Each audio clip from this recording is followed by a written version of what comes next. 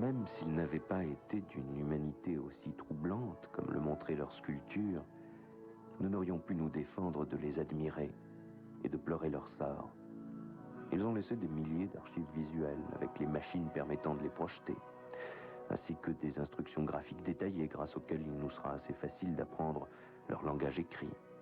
Nous avons examiné bon nombre de ces archives et fait renaître pour la première fois depuis 6000 ans la chaleur et la beauté d'une civilisation qui, par bien des côtés, devait être supérieure à la nôtre.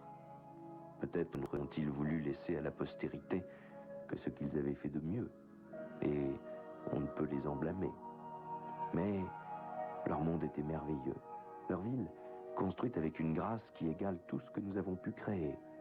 Nous les avons observés dans leurs travaux et leurs jeux. Nous avons écouté leur langue musicale survivant aux millénaires. Je revois encore une de ces scènes. Des enfants jouant sur une plage d'un étrange sable bleu, pataugeant dans l'eau comme le feraient des enfants de notre terre. Et à l'horizon, plongeant dans la mer, le soleil encore chaud, amical, dispensateur de vie, qui va bientôt les trahir et réduire à néant tout ce paisible bonheur. Si nous n'avions pas été aussi loin de chez nous, aussi vulnérables à la solitude, sans doute n'eussions-nous pas été aussi émus. Presque tous, nous avions déjà vu les ruines d'anciennes civilisations sur d'autres mondes, mais jamais elles ne nous avaient ainsi profondément affectés. Cette tragédie était unique. D'autres races s'étaient éteintes sur la terre même, d'autres cultures avaient disparu, mais qu'une civilisation fût détruite aussi complètement dans la pleine fleur de son essor, sans laisser de survivants. Comment pourrait-on concilier cela avec la miséricorde divine? Mes collègues m'ont posé cette question, et je leur ai répondu comme je l'ai pu. Peut-être aurais-je pu mieux faire, Père Ignace, mais je n'ai rien trouvé dans les exercitia spiritualia qui puissent m'aider. Ce n'était pas un peuple diabolique. Non.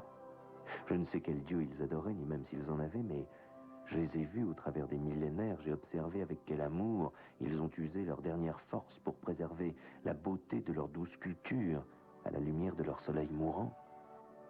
Je devine les réponses que donneront mes collègues quand nous reviendrons sur Terre. Ils diront que l'univers n'a ni propos ni but, que puisque des centaines de soleils explosent chaque année dans notre galaxie, à cet instant précis, quelque race disparaît dans les profondeurs de l'espace. Peu importe que cette race ait vécu dans le bien ou dans le mal, car il n'y a pas de justice divine, puisque Dieu n'existe pas. Cependant, ce que nous avons vu n'en est certes pas une preuve. Quiconque le prétend obéit à ses émotions et non à la logique. Dieu n'a nul besoin de se justifier. Celui qui a créé l'univers peut le détruire à son gré sans avoir de compte à rendre à sa créature. Ce serait de l'arrogance dangereusement proche du blasphème que de prétendre dire ce que Dieu a ou non le droit de faire. Cela, je l'aurais accepté, bien qu'il soit douloureux de voir disparaître dans les flammes des mondes et des hommes. Mais il vient un moment où la foi la mieux ancrée vacille.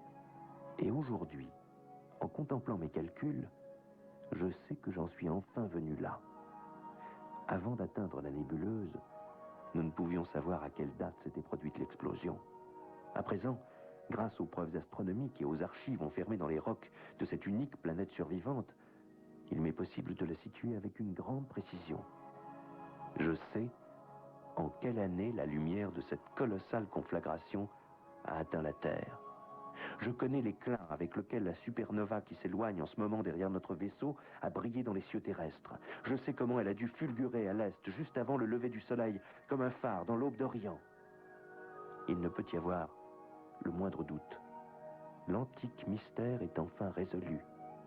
Malgré tout, ô Dieu, il y a tant d'étoiles que vous auriez pu utiliser.